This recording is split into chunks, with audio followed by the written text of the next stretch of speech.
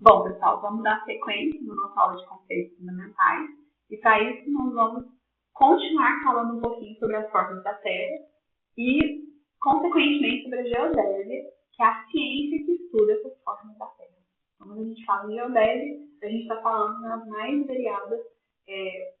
nos mais variados processos de medição e de obtenção de informações a respeito da ciência que rege o nosso planeta. Para isso, nós vamos ter uma contextualização histórica, pensando aí na evolução e de onde surgiu essa ciência que determina as formas da Terra e aonde a topografia se insere nisso tudo. Então, quando a gente pensa na evolução da humanidade, a população, os seres que viviam naquela época, eles eram nômades. O que significa dizer isso? Eles tinham que se deslocar de um local para outro para conseguir sobreviver, para obter alimento, para obter água. Então, eles ficavam se deslocando a cada tanto tempo ali, de uma região para outra, para a obtenção desse processo de sobrevivência mesmo. À medida que eles conseguiram dominar os processos de cultivo, do fogo e tudo mais, foi possível começar a fixar suas residências e ter início aí o processo de civilização. Então, aqueles povos que antes se deslocavam para todos os locais, eles começaram a ficar no local fixo.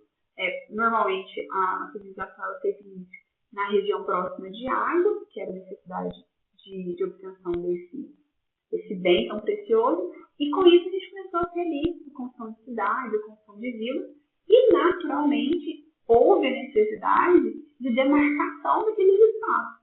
Então, aquelas comunidades que começaram a se fixar, elas tinham que saber até onde ia o limite das terras delas. Então, começou a haver a necessidade de demarcação. E com isso, vocês conseguem perceber que começou a surgir a necessidade da topografia, que é conhecer o tamanho do espaço que a população conseguia se mover e conseguia ter soberania sobre aquela terra. Então, a topografia ela começou a vir dessa necessidade de delimitação dos espaços. E aí a gente tem Tales de Mileto, que foi o precursor da trigonometria. Tales de Mileto acreditava que a forma da Terra era um disco que flutuava no universo, e ele, então, desenvolveu as primeiras bases matemáticas que a gente tem notícia, que é a trigonometria, que foi desenvolvida exatamente para conseguir fazer as medições da superfície terrestre. E aí ele já especulava a respeito da forma da Terra e que ela deveria ser, então, esse disco plano que flutuava. À medida que o tempo foi passando, a gente começou a ter outros pensadores, outros matemáticos e filósofos que foram pensando aí de forma diferente. Anaximandro acreditava que a Terra não era um disco, que a Terra era um cilindro.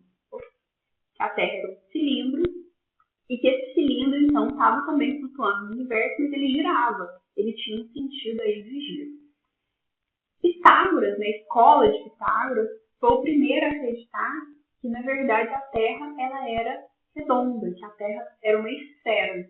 E aí essa ideia da escola pitagórica, ela varreu aí o tempo e ela ficou em vigor por mais ou menos 2 milênios.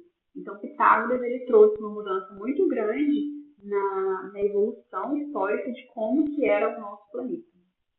Então, outros pensadores com a mesma linha de ideia dele começaram a ter o desejo de medir, então, essa forma da Terra, medir o tamanho, então, comprovar matematicamente que a Terra era redonda ou desaprovar que a Terra era redonda e provar que ela era de outra medida. E Aristóteles foi o que a gente chama de pai da geodésia, o precursor da geodésia, que é a ciência que vai medir aí o tamanho do nosso planeta. E Aristóteles conseguiu medir a Terra, medir o tamanho do raio do planeta, com um erro inferior a 2%, então com técnicas simples ali, antes de Cristo, entre 276 e 204, antes de Cristo, ele conseguiu realizar essa medição da forma da Terra com um erro impressionante. Outros pensadores, como Isaac Newton, já começou a pensar que a Terra não era perfeitamente esférica, que ela seria uma elipsoide de revolução. O que vem a ser isso? É uma elipse rotacionada que vai representar ali a forma da Terra. Então, ela não é mais uma esfera, mas uma esfera achatada. Então, Isaac Newton acreditava que a Terra tinha, na verdade, essa forma elíptica.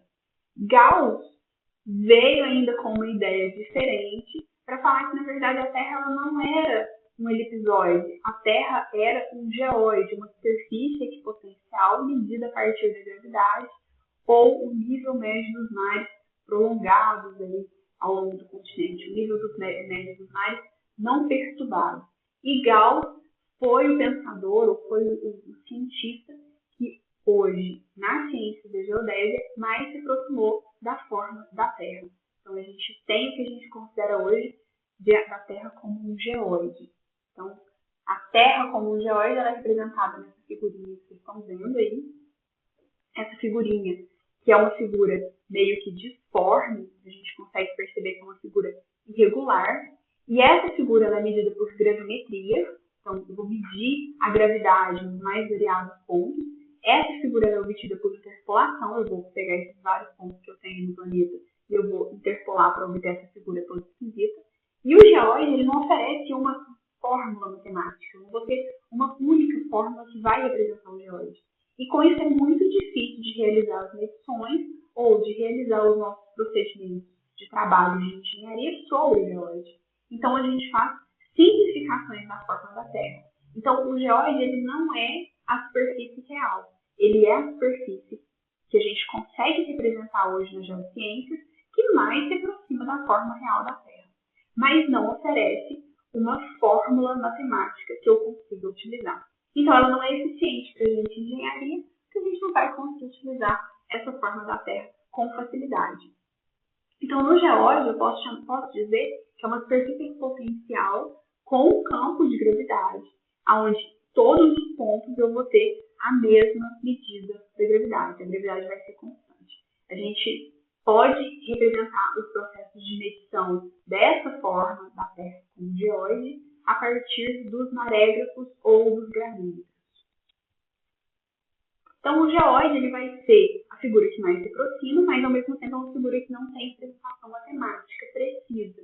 Então, a gente simplifica essa forma da Terra para outras formas que são mais fáceis de serem trabalhadas matematicamente falando.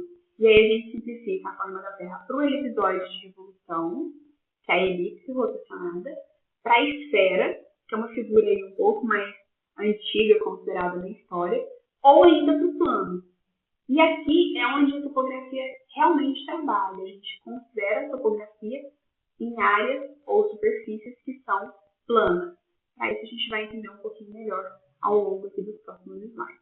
Vamos começar então falando um pouquinho sobre o elipsoide de revolução. Então, o elipsoide de revolução nada mais é do que uma elipse, que está representada na figura pelo semi-eixo maior, que está marcado em A, e pelo semi-eixo menor, que está marcado em B, como B. E eu vou pegar essa elipse e eu vou rotacionar ela em torno do meu semi-eixo menor. Com isso, eu vou ter um elipsoide de revolução. É uma figura matemática que mais se aproxima da forma da Terra. Aqui sim eu tenho uma fórmula matemática para representar o elipsoide de revolução e ela se aproxima em grande proporção à superfície física, ao geóide. Então, é a figura que hoje, matematicamente falando, ela tem melhor probabilidade de ser aí parecida com a realidade, com o real, né, com o que eu quero medir. Mas ainda assim eu tenho técnicas de equipamento que são específicos para utilizar essa forma da Terra como elipsoide de revolução. Então, hoje, na topografia, a gente trabalha com técnicas de equipamento que não necessariamente vão englobar o elipsoide de revolução. Aqui a gente vai ver, então, alguns parâmetros do elipsoide de revolução. Ele vai ser totalmente definido pelo semi-eixo maior, pelo semi-eixo menor, pelo parâmetro de achatamento, que é uma relação entre o semi-eixo maior e o semi-eixo menor, e a excentricidade, que é a relação entre a distância focal e o semi-eixo menor, semi-eixo maior. Então, aqui a gente tem os parâmetros da elipse de referência. Quando a gente trabalha com elipsoide de revolução, a gente pode realizar medições aí em latitude e longitude, e para isso a gente chama de latitude e longitude geodésica. Um outro modelo que a gente tem é o modelo esférico. No modelo esférico, a proporção aí é constante, né, entre os lados dessa minha representação, desse meu modelo matemático. Então, é um círculo que foi rotacionado. A gente vai ter as medições no modelo esférico em latitude e longitude. Latitude medida em relação à linha do Equador e longitude medida em relação ao meridiano de Greenwich. E aí, algumas fórmulas matemáticas utilizam esse modelo esférico.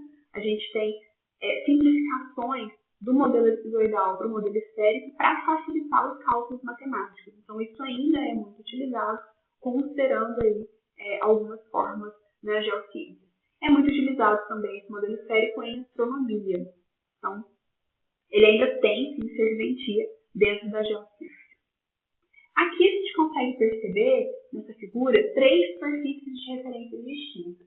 Em marrom, a gente tem a superfície física terrestre, que seria a Terra real, onde ela efetivamente existe, e que a gente não consegue ter uma medição precisa e real ali, a gente não vai conseguir medir a superfície marrom, mas a gente consegue medir ela de outras formas. A gente tem o geoide, que é a figura equipotencial, que está representada em cinza, e a gente tem em verde o elipsoide de revolução, que é a figura ou a representação matemática que a gente vai conseguir projetar essa superfície física terrestre.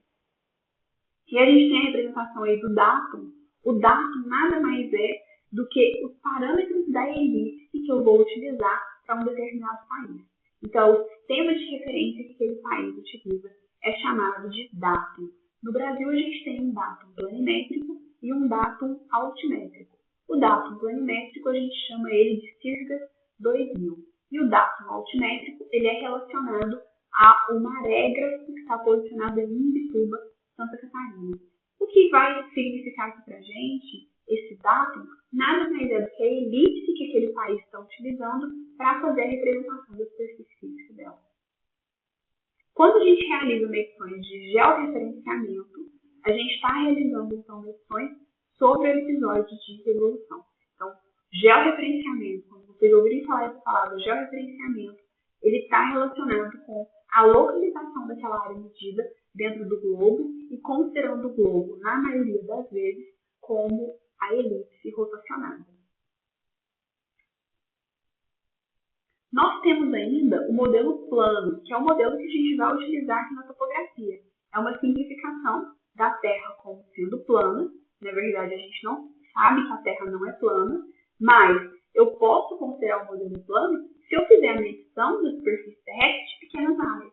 Então, se eu medir pequenas áreas, eu posso sim considerar esse modelo plano, aonde eu vou desconsiderar os efeitos de curvatura.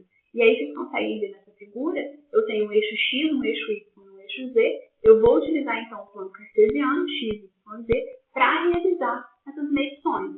Então, para que isso seja realizado na topografia, e aqui a gente está efetivamente na topografia, para que isso seja realizado, eu preciso limitar o tamanho do meu espaço. A NBR 1313, que é a norma de execução de levantamentos topográficos, ela admite um plano com aproximadamente 80 km em relação à origem. Então, eu vou ter um raio aí de 80 km nas medições das minhas áreas. É uma área bem extensa, normalmente propriedades grandes, elas já começam a ser medidas com georreferenciamento em função de novas legislações que nós temos hoje, como o georreferenciamento de imóveis rurais, mas propriedades menores e áreas urbanas ainda são medidas considerando essa técnica de modelo plano. Cada vez, eu acredito, que isso vai ser incorporado ao sistema da Terra como uma elipse. Mas na engenharia civil, efetivamente, a gente considera a Terra como plano. E para isso a gente limita o espaço de trabalho que a gente vai estar realizando. Então aqui a gente vai falar um pouquinho sobre sistemas de referência, a respeito dos dados, né, que são esses sistemas de referência, mas a gente vai deixar isso daqui para a próxima aula. Nós vamos falar um pouquinho mais sobre esses sistemas de referência, entender um pouquinho melhor sobre essas elipses na próxima aula, no próximo momento. Eu espero que vocês tenham gostado, vocês tenham entendido um pouco sobre os modelos de referência e das formas da Terra, e até mais!